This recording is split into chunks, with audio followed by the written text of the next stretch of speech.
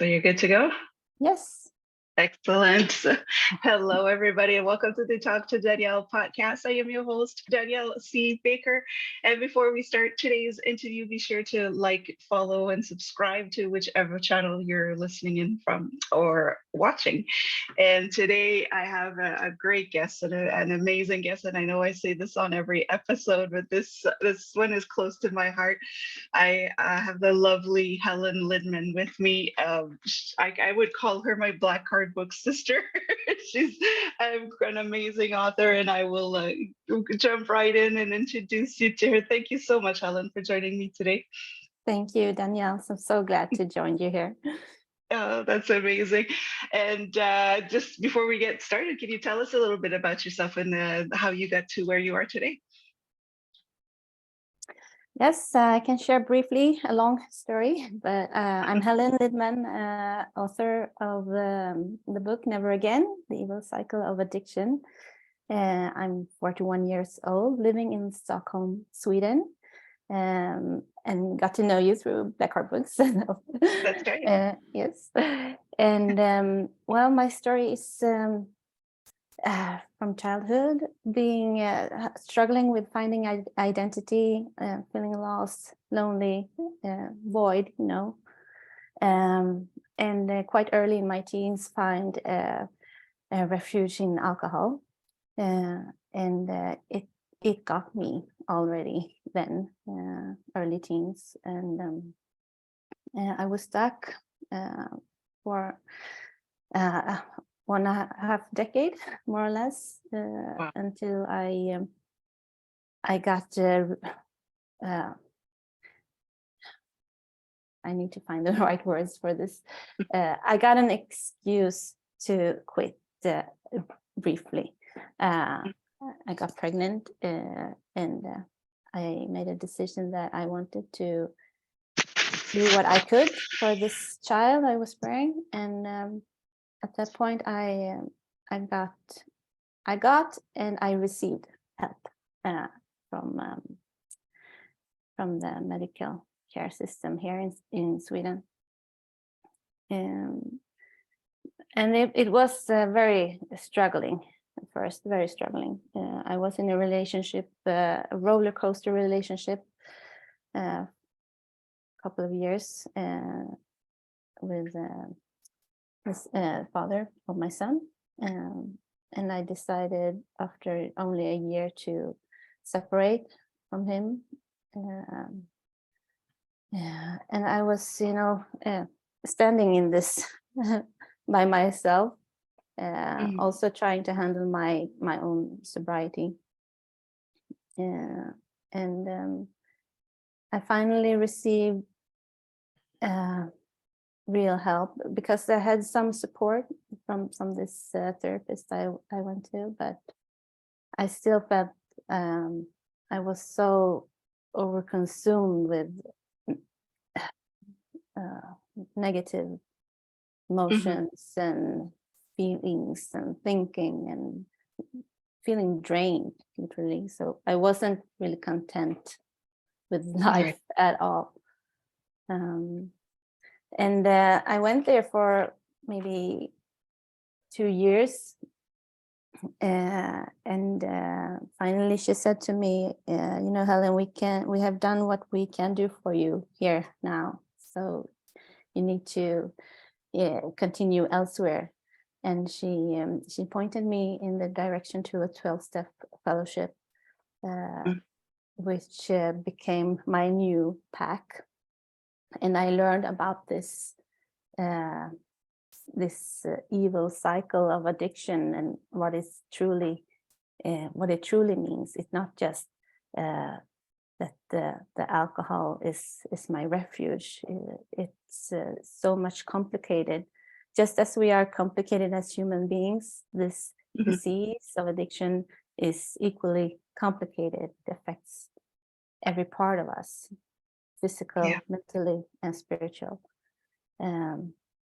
So this is what I have been urged to share in my book, how this in detail, how it affects mankind in all these parts. And now I've been sober for 13 years, Mhm. and Amazing. it's an ongoing, it's still Yeah. ongoing, day by day. And I have gone through very, very tough seasons lately, and I haven't had alcohol on my top of mind at all. Good. I have turned to this fellowship, to God, as I have come to know God's strength in my life, and that's the solid foundation for me now. So I That's have a new escape. Yeah. Yeah, and we'll talk about your book a little bit later on because you do mention when I got the opportunity to read it, you just present um, addiction in a different way, and I thought it was very interesting coming from somebody who's lived it. That the words that you use are words we're not using in trying to help Mm. people with addiction. So we'll take that. But before we started, I know you wanted to open up the interview with a reading. So this is the first time that we're doing this on the podcast. So I'm going to leave the mic to you to open up this episode with a beautiful reading. Thank you, Danielle. Yes, as I told you, I wanted to share a reading of a prayer, since my faith is what I lean on in every assignment I do. So I want to share a prayer where I welcome Holy Spirit into this session we have today. Mm. So I welcome you, most Holy Spirit, into everything that comes into my way today. Into every relationship, I welcome you. With every person that crosses my path, and in every conversation, I welcome you. In each and every circumstance, I welcome you. In every situation that arises, planned and unplanned, I welcome you. And through every challenge and ease of movement, I welcome you. Let me always remember, I am not here on my own effort, but by the power of your mighty Spirit that sustains me. By the light and life of your loving Spirit that moves through me. I ask for wisdom, and I ask for courage to approach this day with love, faith, and confidence. And I ask for discernment and a clear vision, so I may remain on the high path of grace, always open to you, my most high God. And I ask for your guidance, so I may stay out of my own way. I release now my need for security and acceptance. I release my need for approval and affection. I let go of my need for control. I let go of my need to be right. For I trust as I live this day, in and through the presence of you, my living God, all things will work together for good. All things will work together for my healing, for my transformation, and my deepest longing to know you, Christ, and to love you, Christ, and to live in you, Christ, my truest self. Let it be so.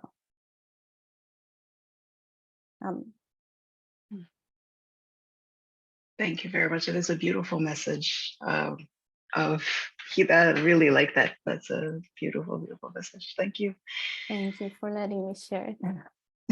No, and that's, I could see how that can give you strength every day when you're wake up every day, starting a new day. I think it's a wonderful message. Thank you for sharing. Now we can dive right in and ask you, because you did mention a little bit on your introduction about the addiction and the struggles that you may face sometimes. And what are some of the biggest challenges that you had to deal with while recovering from addiction? I think the main point was that I first I didn't actually realize that I was Mm, an addict, that I had a disease called alcoholism, because I was so I was in denial, in a romanticizing idea right. of alcohol, and using it as my elixir for life. Whenever, if I wanted to feel good, if I was sad, if I was in anxiousness, it was my solution for every Mm, kind of situation. So when I finally decided that I should quit temporarily, it was only temporarily when I first started, for the sake of my son, and I had no, promises that this would be a lifetime decision. mhm, So the challenge at that time was, can I do this? Can I not drink? mhm, How am I going to manage? Because it had been, as I mentioned, it had been my dearest friend from early teens, the only one I could truly count on to stand by my side in every matter. So that was the first challenge. Can I do this? And how am I supposed to gain the strength to mhm, say no? But I think I had a quite strong psychological, uh, what do you call it, shield mhm, at the time, because I could focus. It's not only for my sake. It's mostly for the baby, you know.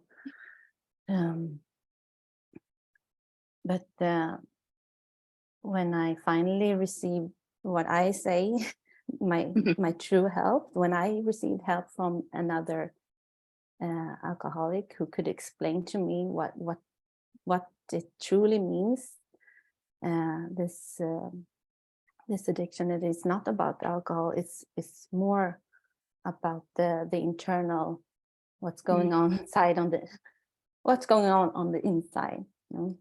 yeah. And when I could identify, in what I describe in the book, that I get a certain reaction when I actually drink, I could relate to when I start drinking alcohol. There's no point where I'm satisfied. It's just, it goes for another and another and another and another and another. There's no natural point when I feel, okay, now it's enough. Mhm. It doesn't exist. You're right. and that I, from time to time, get to a point when I feel like I can't go on like this. This I need to quit. I need to make a change, and I realize that the alcohol is, destroying Mhm, destroying my life. But after a while, since I don't have uh, any tools to handle this internal frustration, this empty hole that I was trying to describe in my introduction, feeling, lost and lonely and just hopeless. The idea of alcohol is there in a bit. Again, even though I said like, no, never Mhm. again. So the challenge is to stay in the decision. Oh, wow. Yes. I like that. Yeah. Um, Yeah. and it doesn't come. I couldn't do it by myself. I needed help, and I received it. So I like to put it like that. You don't only have to ask for help; you have to receive it. Yeah. And that's a good point because you can ask, but you need to be ready to take it, to get Yes. the help and to do the work that comes with it. And I love what you said that too. The challenge was to stay in the decision to stay sober, which is for somebody who hasn't lived it, seems trivial. It just seems like, well, yeah, that's what you want to do. But for somebody who's living the addiction, Yeah. that says it all. It's a very powerful statement. My challenge was Yes, to stay in the decision. it is, Yeah, because if I could say it in the decision, it wouldn't ever have been a mhm, problem. that's right. Yeah. And that's what kind of leads me to the next question, because I mentioned earlier, you present addiction in such a different way than what we've known. And that was one thing that I said when I work with my clients, that I will look at it differently, that I can bring on a different approach to help that person. But you talked about that reaction, and Mm. it's, you get a reaction almost like a, not an allergic reaction, but there is a trigger, then it's just out of your control. Can you kind Yes, of explain a little bit more to you, what does that look like for you in terms of addiction, that reaction that you get? yes, because that is how it's put in the 12-step literature, uh, uh, which was also written by a doctor, actually, in when I don't know, in the early 1940s, 1939, I think. It was the Mm-hmm. first time that book was published. Um, that they describe it that an alcoholic or an addict, whatever symptom uh, may be, is that it gets an abnormal reaction in the body that is not common for, Mm-hmm. uh, in generally common. And for an alcoholic, that would be the abnormal reaction, as I described, the, the craving for more alcohol. Well, as a natural or normal reaction to alcohol would be, okay, I can have a glass or two, and that is fine. It doesn't bother me. Yeah. It can also be that they don't really like their reaction, coming with nausea or headache or dizziness, which is completely normal, thinking that this is like actually poison Yeah, right. one puts into the body. Mhm. But the abnormal reaction is that there's no natural stopping point, Yeah, however much is consumed. that's right. That's right. And that's the part that needs to be understood. It is, you can't, it's not something you can just stop. It really is an abnormal reaction. So we can't use it as like like you said, a normal reaction as a reference point, because that does Ah, not exist in an addict's world. So yes, approaching it as, well, just stop, it's not going to happen, because there's that uh, abnormal trigger, I guess, in the body. It's physical, and yes, and yeah, it, it is. And it can be related to other kinds of addictions, uh, food, for example, is mhm, no natural point of contentment, how much I eat, or for sex, I can have so many sexual engagements, but it doesn't fill this true inner void. Or work, I can sit and work for hours and hours and hours, but there's no natural point when I think, okay, now I'm done, it's finished, it's enough. Yeah. And that's if people could understand that, I think it would be more prepared to help people through it, is to know that there is no stopping point. The void is bottomless, it's limitless, it just keeps going. Bottomless. Yeah. Yes. And how did you, what helped you get through those difficult times? Because you did mention some. So when you decided, okay, this needs just never again, I'm never doing this again, what Yes. helped you to get through it and get healthy?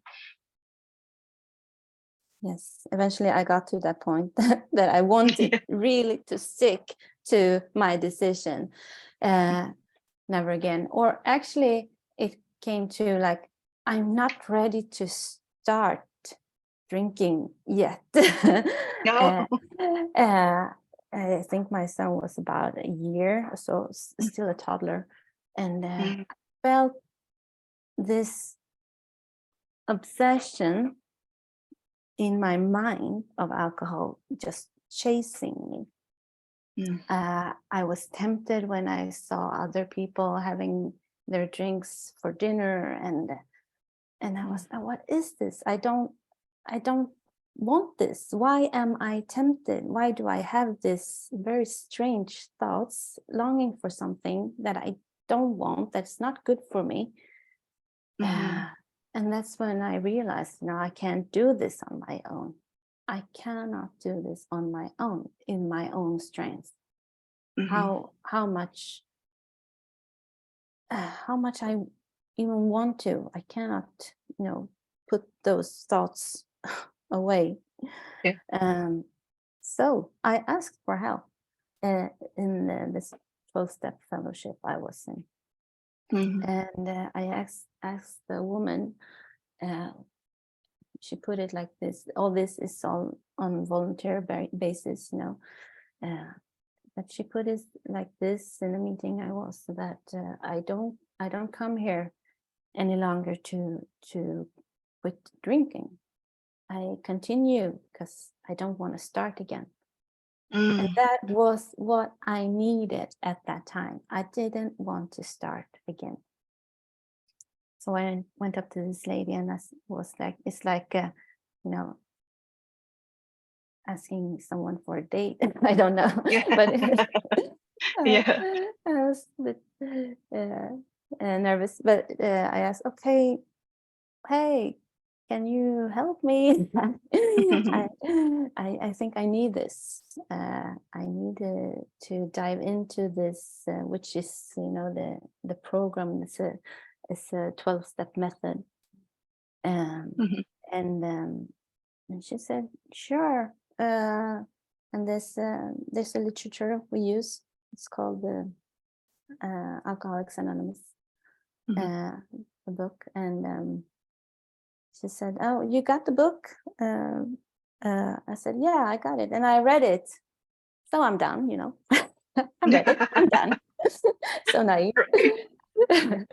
But she was like, okay, we'll start up.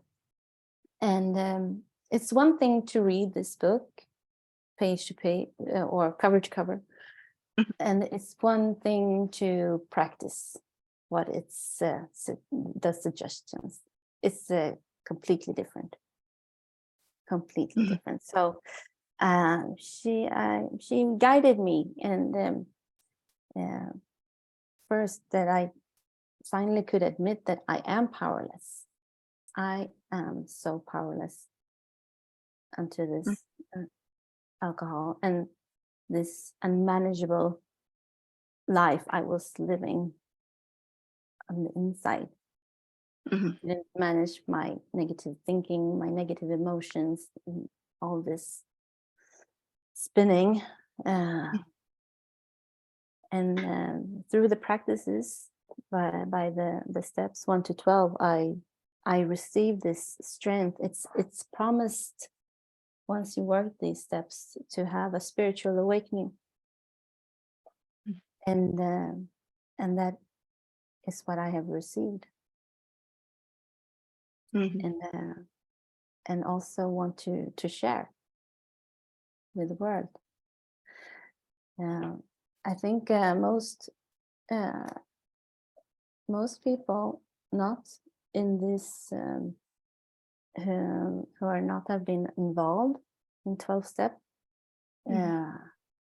This is the description of the disease is quite new.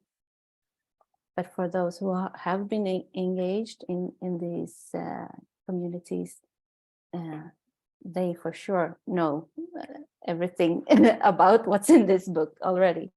So Yeah. I really want to create a larger awareness Mhm. globally, because and even new people who hear about this, and they say, like, I had no idea it was this complicated. I understand why I just cannot stop. Yeah. Mhm. Mm. Yeah. That's it's you really touched on a good point there. That it's one thing. I read the book. I'm done. It's like, I'm okay Right. now. No, the work itself, and this is why it's such a struggle, and why people will sometimes fall back into bad habits, because it's the work itself. Um, Mm. but if you stick to it and not doing it alone, that's the other thing too. Is it's too much to take on by yourself, and it's an important message to send out there. And that's kind of where I want to lead to with the next question. Is this is with this podcast, I always like to bring things that people don't talk about, either because it's something that we just never used to talk about, or something that may trigger other people. But is there, from your point of view and from what you've lived, is there anything that families and loved one really need to know about the person that is struggling, that that person may not be able to express depending on where they are in their healing, um, and the kind of help that they wish they would get, that people are not giving them because they're thinking it's oh, well, just stop, snap out of it and stop drinking. Yes. Is there anything like that that we should know about, that families and loved ones should know about the person that's struggling? Yes. One main thing, that if the person is not willing himself or herself to make a change, there's not Yeah. going to be a change, not a wholehearted change. At least it can be enforced, by employers or family members, saying, okay, now it's enough. You choose Mhm. me, the bottle, Right. or I'm out. And even in those um, situations, if the person is not willing, he or she will choose the bottle. Right. Yes. So that's the sad truth, that you need to know. Either you hang in there Hmm. until there's a point of willingness, and even when that occurs, or arises, a willingness to make a change. As I said, I have come to this point time and time again during my life that, okay, now it's enough. I need to change, and it's just a matter of time. It's like a window of maybe 3 days tops. Yeah. Tops. And if there's not action taken at that point immediately, it will go a new round, in that circle. Ah, Yeah. um, and so willingness is the main ingredients for every Mhm. recovery. Yeah. And willingness can come from hard consequences from family members. It can. Right. Oh, that's a So, good so point. that's Yeah. that's that's the tough one, being solid in a decision to, tough love. You're right. And family members also need to make sure, they care for themselves, Mhm. not only the one in trouble. Oh, that's Um, important too. Yeah, like you yes, said, because I and that think tough. the book itself is also a big help to whoever lives with an addict or have family members who have problems. It Yeah, will put a new light uh, on what they're yeah, uh, dealing with, or what this yeah, person is dealing with. yeah, yeah. And it's a good point that you mentioned that that tough love. Sometimes you just don't want to make it even harder on the person, but it can be the reason that they'll be willing at one point and say, Yes, well, now you know, this has gotten out of it hand. can be. Yes. Yeah. Oh, that's good. Thank you for sharing that one. Because again, it's not something that we'll mention. They always say you can't. If a person's not willing to do it, they won't do it. But to hear it for somebody to say they have to be and to act now when they say, okay, I need this now, not to wait a week, but just Mm. to get it to drop everything and go. Uh, Yes. that's important. What would you say to somebody who's trying to get sober? They just don't know where to turn Mm. to get that help, or to they don't even know where to start. What would your advice be for somebody who's trying to get sober? I would say depending on their type of addiction or the type of struggle, they would look for a local 12-step Mhm, community, and perhaps also take contact with medical care, doctor, nurse, and explaining their mhm. issues, uh, because sometimes we need support from both Yeah, uh, uh, those areas. Um, and there's so many different kind of 12 steps groups now. There's AA, NA, CA, going on, um, so depending on um, type of addiction, choose uh, what suits best, right. because I think identification is also main ingredient when you come as a newcomer, that I can identify and relate to the other people who are Mhm, there. Uh, right. and I think that's also why there's so many different kind of fellowships popping up. Yeah, Yeah. Mm. yeah, and that makes sense too, because then the people really know what you're going through, and they'll be able to understand Mm. um, if they've gone through it, or they've gone through it with a loved one. So Right. that's also an important, yeah. And to do go and get that help. Uh, there's so many people out there that are willing to help. But doing it alone is, a lot of people will be embarrassed, maybe, or the showing weak.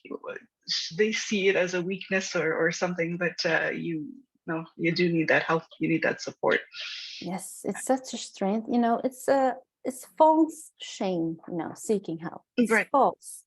Uh, it takes so much courage and strength to take this step and ask for help and receive help. So it's a victory. It's the first victory you ever take in this process, because if you don't start, there can't be any Yeah. progress.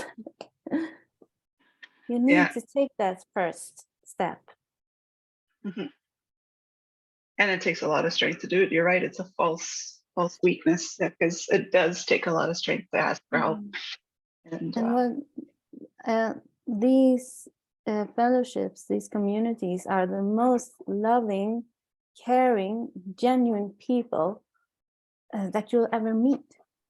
mhm, yeah. I uh, I would say that any person should visit this kind of meeting, even if you don't have a problem. Just go there and meet these people, because they want to share what they have received, and it is this strength, this hope, this inspiration. Uh, yeah, Yeah. it's amazing. That's good. What kind of advice do you wish you would have had earlier to make your life easier? Is there anything, advice or wisdom you wish you would have had? You mean before I started my sober journey? Or even before you started drinking or anything, like any piece of life advice that you wish you would have gotten sooner? I don't know. It's very difficult question. It is. I felt very unseen when I was a child. Mhm. I grew up in a family where addiction has been going on, and I felt unseen and lonely, Mhm. and I had different symptoms for this, migraine and not wanting going to school. Mhm. I don't know. I, I don't know if it had been different Mhm. for me if someone had seen me at that point and Right. lifted me up. I don't know, but I am. What advice I wish I had gotten? I don't know.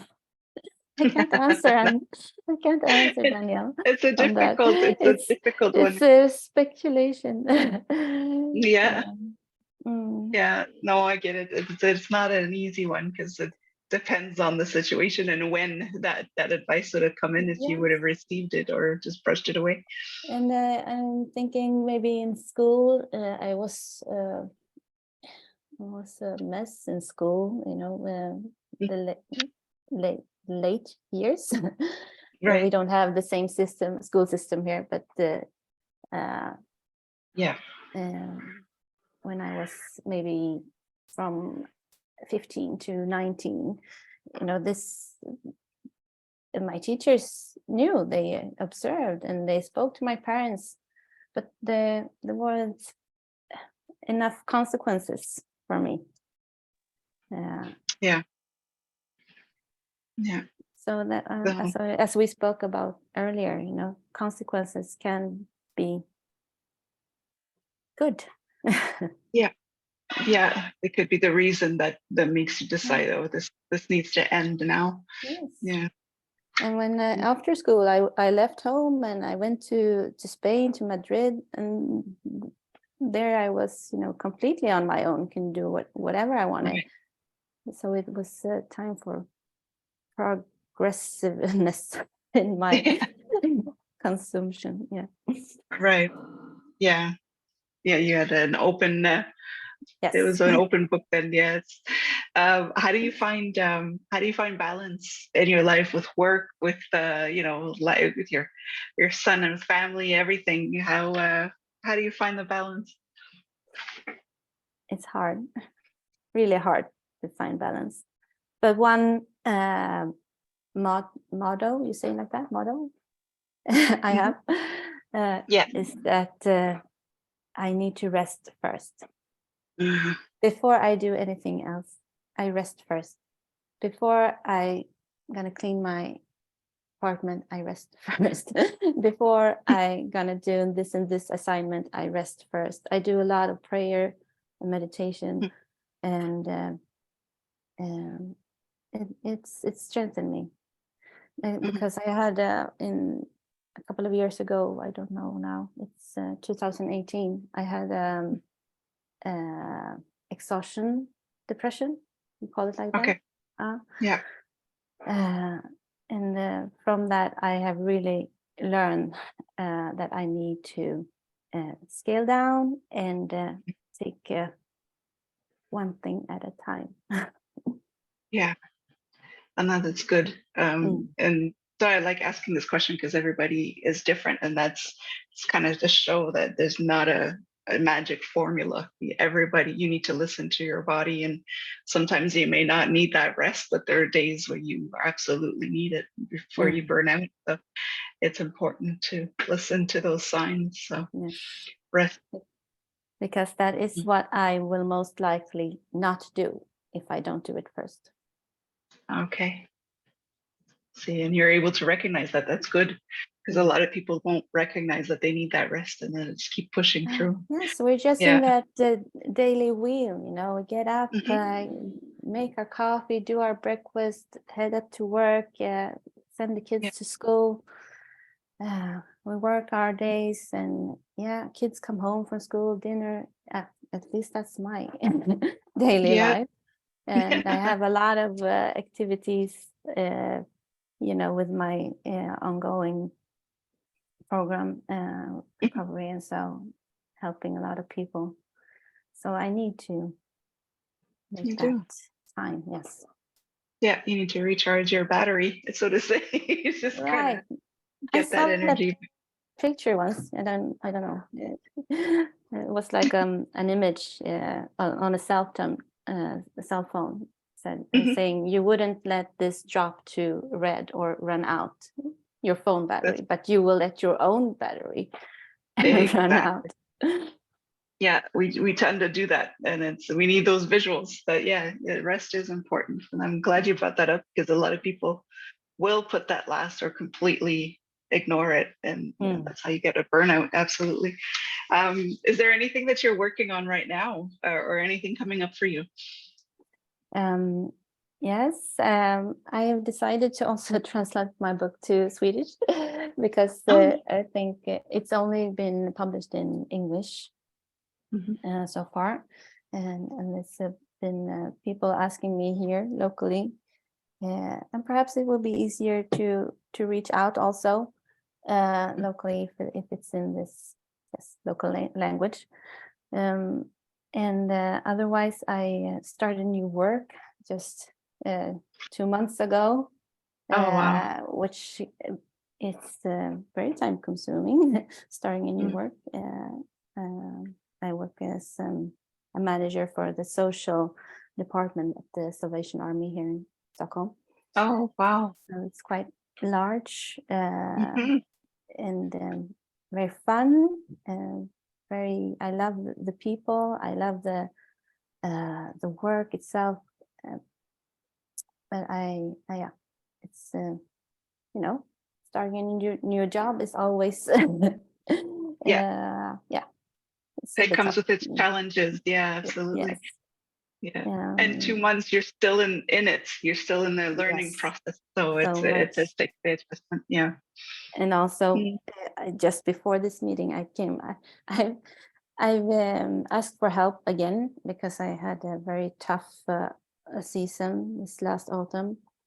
Mhm. Actually, the son of my the father of my son, Mhm. who I lived with for many years, is passed away. He Oh, was, uh, yeah, he was right. killed actually. So Mhm. um, I have asked for help because this is like a trauma above anything else that I have Right. ever gone through. So above, my normal Mhm. recovery program, I asked for therapy for this as well, Mhm. and so that's what is taking my time and my mind and my Yeah. strength. Yeah. Um, so yes, and even going through all of this, alcohol is so you call it absent. It's just Mhm. it's not on my mind at all. I feel so protected within that Nice. area, but still, I need to handle what's going on. Yeah. No, Otherwise, it that's might pop up further on. exactly. Exactly. No, that's good that you're still keeping track of that, and you're still checking in on the inside to see how things are going, because that's a Yeah, lot to go through in such a short period of time. It's quite a bit at time. Yeah. Before we wrap up, I know that I wanted to ask you that as well, but would you be able to share a little excerpt of your book? You kind of give us a Yes. taste of what you have in your hands. Yes, I would love to. I think I'm going to share a portion of from the introduction, Hmm. and most certainly you will relate to some of what have been told here already. Um, okay, I can start here. Um, Much of this book refers to alcoholism, which has been the primary addiction symptom for myself, as well as love addiction. However, I have applied the principles in this book to many other addictions and dysfunctional behaviors as well.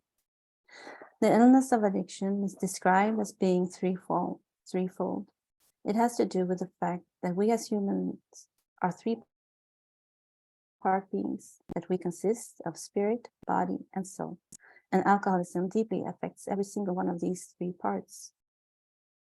Alcoholism is also described as a chronic disease, a hopeless condition, which one really should not be able to do anything about. That is, medical science has no cure for real help for alcoholism. This is because medical care only treats two parts of the human being, the body and the soul, the flesh and the mind. Medicine is not allowed to treat the spiritual part of man, for the simple reason that traditional medical care is based on natural science. As a result, medical care is simply not allowed to treat patients according to spiritual needs. So therefore, the diagnosis is named chronic alcoholism, meaning that it's incurable from a medical point of view. But millions of people have found a solution to their addiction by following the spiritual path. I will jump a bit. I had a lot of support from my alcohol therapist and the healthcare center I went to during my first year sober. I remained sober, though it was really tough times. I can't say that I was content with the sober life, but I did okay. I received strength to end the dysfunctional and unhealthy relationship I was caught up in. And I practiced being honest about myself and my condition and speaking out loud about what was going on inside my mind. The best help and advice I ever got from my therapist was her honesty when she told me, "We can't do more for you here now. You need to continue your journey with fellowship with other recovering addicts." For me, at that point, it didn't make much sense, but I'm forever grateful that I trusted her and followed the recommendation. I had had my startup with her and was ready to take a leap of faith and get more involved in fellowship with other people living a recovering lifestyle. And it has been my foundational platform of living ever since. A person who truly connects with this message in their heart will never be the same again, and will never be able to drink or use their addiction with the same old habitual mindset again. There are already millions of testimonies around the world of people who advocate the principles discussed in this book. People who were hopelessly lost, people who have been condemned for the betterment by doctors, families, and society, but people for whom, after embracing the message, and together with other recovering people in a loving community, and with the power of God, have experienced that a happy, sober lifestyle is truly possible. The perception of God is most individual, personal, and intimate for every human being. It can sometimes be difficult to put into words and speak about with other people around you, even with other people who also already may be believers. But as the years have gone by, I have found myself more and more drawn to the wisdom of the Christian tradition and principles of living. And it's a bit peculiar and extraordinary since I don't have much of that from my upbringing or from other family members. I was born and raised in Sweden, which is one of the most agnostic and atheistic countries on the globe. And there is no place for God in the everyday life for the average Swede. I didn't have any Christian role models during my youth. I've come to believe, based on my own experiences, when experimenting through prayer and meditation and following the directions revealed in my heart. From my perspective, it's up to every single person to find their own spiritual path. My hope is that every reader is able to read this book with an open mind and a sense of curiosity. We are all our own personal spiritual experiments. There is nothing to lose by trying to seek wholeheartedly, but rather everything to win. Follow the road signs along this hidden path to recovery. That was beautiful. Very nice. And thank you so much for sharing that, because that's just the beginning of the book. It's just the introduction. And from there, there's so much more that people can get from that book. So thank you again for writing it. Thank you so much for writing it. And I thank you for this beautiful testimonial you wrote for me. When I wanted to launch the book, it's still the best, most appreciated testimonial I've received. Oh, thank you. No, but honestly, I appreciated that book so much. Like I said, with the clients of mine, it changed my perspective on how to approach it, how to see it, how to understand it from their point of view, as opposed to a clinical point of view. And that's what I like about the introduction that you read, is they don't treat the spiritual side. They can't, scientifically, it's hard to put a formula, some kind of scientific on spirituality. And so that just opened up my eyes to so much. So thank you again.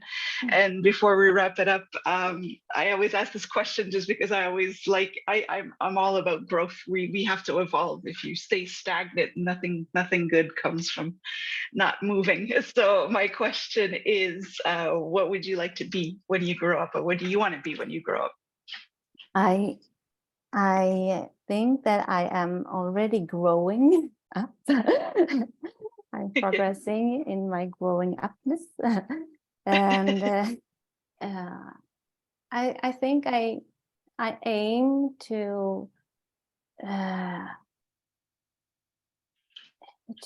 grow in my most inner essence even more, to be even more wise, to be able to help people in a correct way, because that is what's put on my heart, to help people, with this book, as a mentor, in my day work I do now. All this comes down to being a vessel of God's power in my life, basically. So I want to grow in that. Yes. Yeah, and that's beautiful. I don't have a title. Saint? I don't know. No.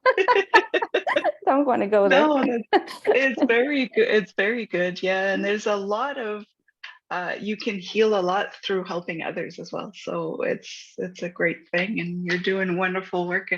Honestly, for anybody who's listening or watching right now, that book is definitely something that we should all be reading, to be able to help people around us. There's so many people who suffer in silence that it's important to have those resources. Now, how can people reach you, follow you? How can they get your book? I'll add all of that in the description and in the comments of this episode. You're more than welcome to reach out. You can contact me on my email. It's called helen@inspirationslabbet.se. It's but you can type it out. It's easier. I will type it. Or my website. It's inspirationslabbet.se. I had no intention going international when signing up for my website or host domain. Then I could have used that easier typo. But also there's a Facebook page for the book called Never Again, The Evil Cycle of Addiction. There's Instagram account. You can look me up, either my personal name, Helen Lidman, or Never Again. Okay. That sounds good, and I'll put that up in the description as well, so it's easier for them to follow. And I like that you kept Awesome. the Swedish spelling for it, because then it shows the authenticity of the work. Yes, it's one thing, one way seeing. I like it. That's right. I do like it. Thank you so much, Helen. I really appreciate you taking the time to come on and share some of your story. I know that not always easy to share, but it's an important message to be out there, and I really appreciate all the work that you do. So Thank thank you, you again Danielle. so Thank much. you. Thank you. And for everybody listening or watching, don't forget to follow Helen and her beautiful work as well. And don't forget to like, follow, and subscribe to this channel as well. And wishing you all the best. And until next time, stay safe, stay awesome, and we'll talk soon.